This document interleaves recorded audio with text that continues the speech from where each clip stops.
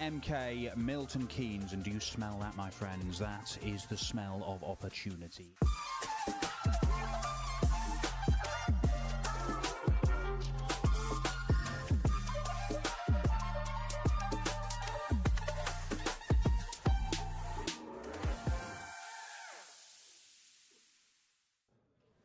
Welcome to Arena MK. We have now passed the halfway point of Q School 2026. Single gilding to the camera there from one of our competitors. This was the scene just before action got underway. Richie Burnett's here, the Prince of Wales, getting ready for day 3 of 4. Scotty Dog Mitchell. Look at him. He's Titans of Tungsten, ready to do battle. 2 days of action completed. We've already seen tour cards won for Rhys Griffin, Adam Leake, the man from Australia, Carl Sneed, Niall Cullerton. At the 8th time of asking, he's got through a Q School.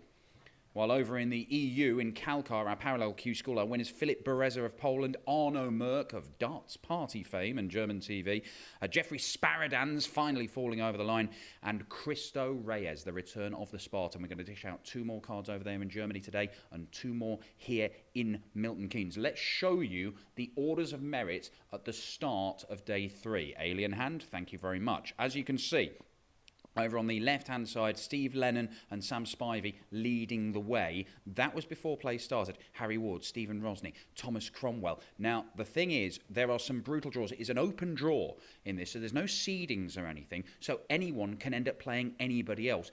Tyler Thorpe was a guy who reached the final on day 1. He was a leg away from getting his tour card. He went out in round 1 yesterday. He has gone out in round 1 again today, so he will not be in that top 5 come the end of the day. And there have been other high-profile casualties.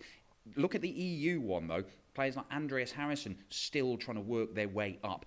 But there are some horrible draws. Benjamin Pratnamer is number 1, the Slovenian.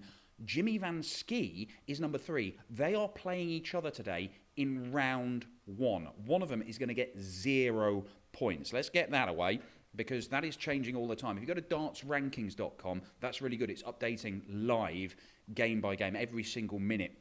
You are seeing players basically, they won't be able to add any points. So make it very clear. If anybody goes dark green, that means they're confirmed. I don't think we'll see anybody go dark green today. There is a chance, of course, but they have to win their tour card outright. Let's show you one of the guys from that list. So Danny Goddard, yesterday, he missed darts to get a tour card. He's back today. I'll tell you how his game went in a moment, but here is the Codfather. Danny Goddard, what a game, or what a day you had yesterday. What was it like, start to finish? Breathtaking. I'd say it wasn't the prettiest of days I've ever had, but I was that consistent, and then obviously winning the game with a 9. Best day of my life, to be fair, other than the final. Well, that final, it was tight.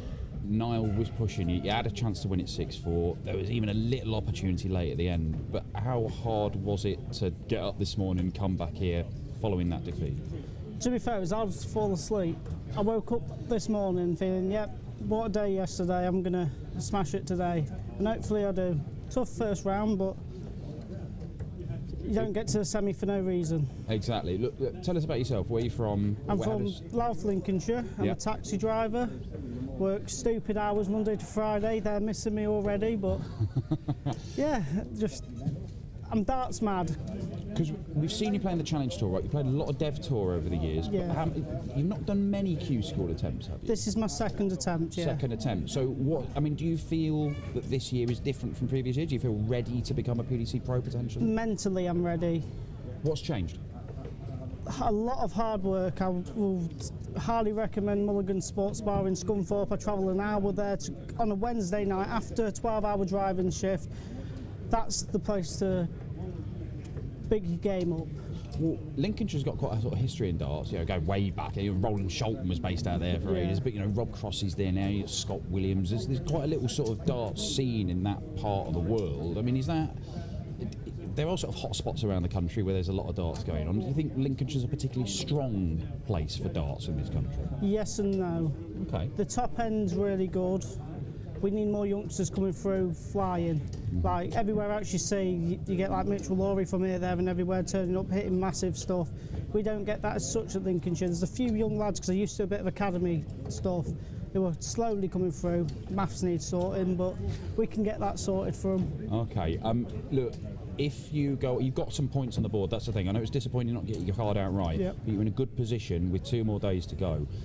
If you do get your card, what then? Have you thought about what the ramifications are? I mean, are you still driving a cab if that's happening? Oh, I will be. That's I need to make sure I get the wages in. They just have to swap my days so I can prioritise my darts, and I work like an idiot when I've got time to work. Great stuff. Go and enjoy it, pal. Thank you, mate. Danny Goddard there. Well, after the disappointment of yesterday, he still had some points, but how did it go? The draw was not kind. Wasn't kind to his opponent either. Harry Ward, the man right near the top of the rankings, was his first round opponent. It went the full 11 legs, every single one of them a hold of throw. But Harry Ward won the ball. Danny Goddard is not adding to his points. Let's show you the Dart Connect system. This is tv.dartconnect.com.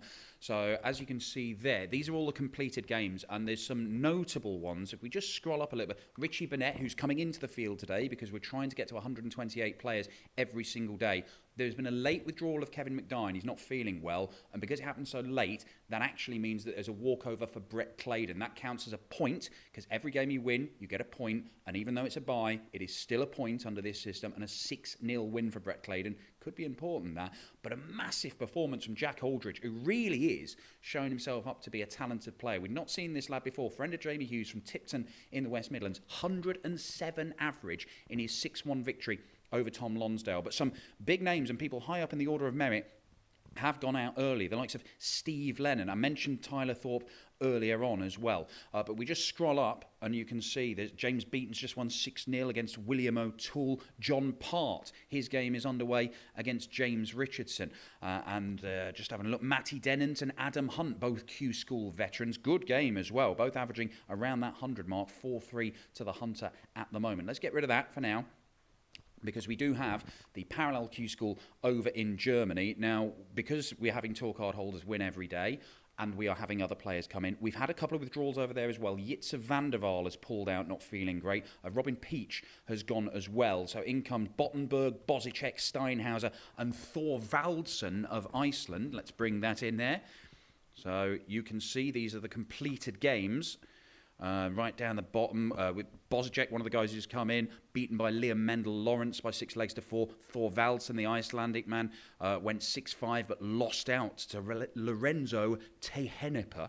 I think I've got that right. David Cameron, an early casualty. But one of the games, and it's just started, been waiting for this one, it is number 1 on the rankings, Benjamin Praatnamer of Slovenia, and number 3 on the rankings, Jimmy Van Schie. Van Schie has taken the opening leg in that one. One of those guys is going to go out in round 1 and not add any more points, and that will leave them pretty precarious in the rankings. You would think, come the end of the day, we will wait and see. Let's get rid of that, because we will be back in an hour with more updates from here in Milton Keynes and over in Germany on day 3. We are past the halfway stage, and the pressure is starting to mount.